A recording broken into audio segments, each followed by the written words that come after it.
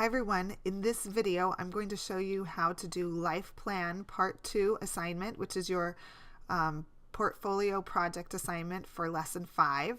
So over here I have the instructions for the Life Plan Part 2 assignment.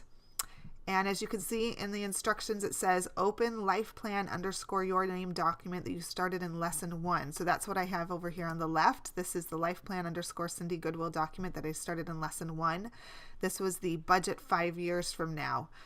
And it says click on the Sheet 2 tab at the bottom of the document to open a new sheet.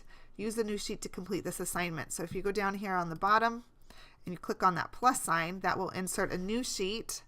And I've been playing around, so mine doesn't say sheet 2, it says sheet 5.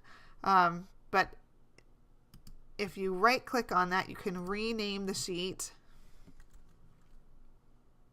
And I'm going to rename mine Part 2 because we are doing Life Plan Part 2 now. So you can still go back to sheet 1 if you want to look and see that, look at that. But over here on Part 2, you can see what we're doing for Life Plan Part 2, okay? So that kind of opens up a new sheet for this file. Now, for Life Plan Part 2, it says in the instructions that we're going to do exercise 2.1, Part C, number 22 and number 24. And they have a little bit of the instructions here, but they don't have all of the instructions. So we're actually going to go to the textbook so we can look at those instructions a little bit better. So over here, I have the textbook, and here is exercise 2.1, Part C. Here's number 22. And here's number 24. And sorry, this is a little small, but I wanted to make sure we could see this and look over here at the same time. So number 22 and number 24, it has it nicely laid out for you, so we can just copy this nice layout and then fill in the blanks. So I'm going to get you started, and then you guys can finish it. So it's always good to start out with a title, exercise 2.1, Part C, number 22 and number 24. And I'll make that title a little bigger and make it red to make it stand out. So here's number 22, and we have time in one column and beginning balance and then ending balance. Now I want to make these columns a little bit bigger so that we can see what's going on in them. Now under time, we have year 1, year 2, and it keeps going down. Now Excel has some wonderful things that it can do. One of the things it can do is it can recognize a pattern and continue it. So I have 1 and 2. I highlighted both of those, and then I come down here to this green square, put my cursor over it until it turns into a black plus sign, and then I can grab that and drag it down, and it will continue the pattern all the way down until I get to 12, which is what I want.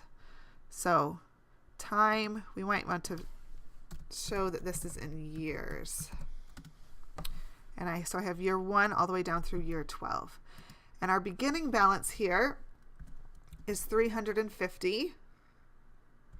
And our ending balance shows right here what we're going to do. We want we have an interest rate of 5%, and so at the end we want to have 350 plus the 5. And the way we do that is we multiply by 1.05.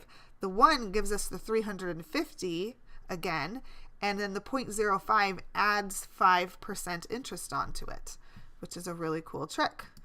Over here in Excel, we're going to use Excel as our calculator. You can also do this on your own calculator and just type in the answers if you want, if you're more comfortable with that. But Excel is a really powerful calculator, so we're going to use Excel. Whenever I have a cell highlighted like this, whatever's in the cell appears up here also. So you can see the equation up here. So you can work down here or you can work up there. It's up to you. But we're going to take the amount that we began the year with, and instead of typing in 350, we're just going to tell Excel to grab the amount from that square. So we type the equal sign, then we click on the square where we want Excel to grab the amount from, and notice it put B5 in there. The cell B5, it's going to take whatever number is in B5 and put it there in our equation.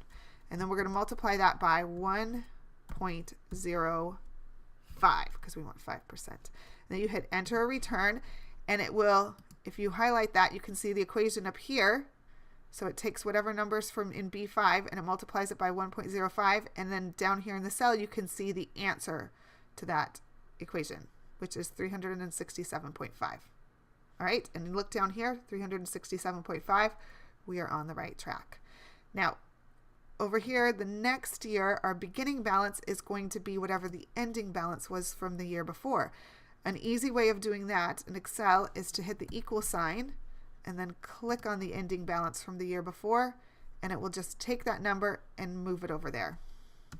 Okay, so you can see here's our beginning balance. It's the same as our ending balance from the year before. Now, once again, we're going to hit the equal sign. We're going to grab the amount from the year before, and then we're going to multiply it by 1.05. Hit return, and that will give us our new ending balance. All right. All right, so I'm going to let you finish number 22 on your own. I kind of showed you some tricks there, things that you can do in Excel, but this is what I want it to look like. We're going to go down and I'll start you on number 24. Number 24, we're going to have the time here, our beginning balance, and our ending balance, and our years. We want it to go down to 12 years. And our beginning balance is going to be $100. Our ending balance, we're going to take the $100 and we're going to multiply it by 1.06 because we have 6% interest. And so we want to take the 100 and add 6% interest. That's what we're doing right there. We're taking 100 and adding 6% interest when we do that. And then at the end of the year, we're also going to add $25 to that. And then we hit return or enter, and we get $131, which is what it is down here. Okay, we're going to hit the equal sign. We're going to grab our ending balance from the year before.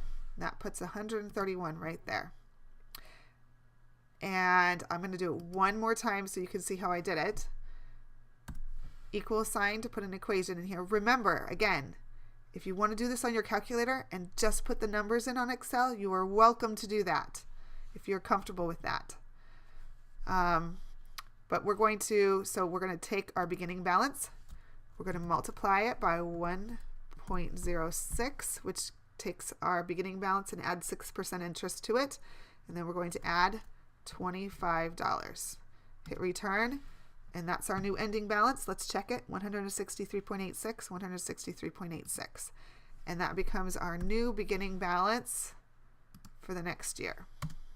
All right. I'm going to let you guys finish this on your own. If you have any questions, please, please, please let me know.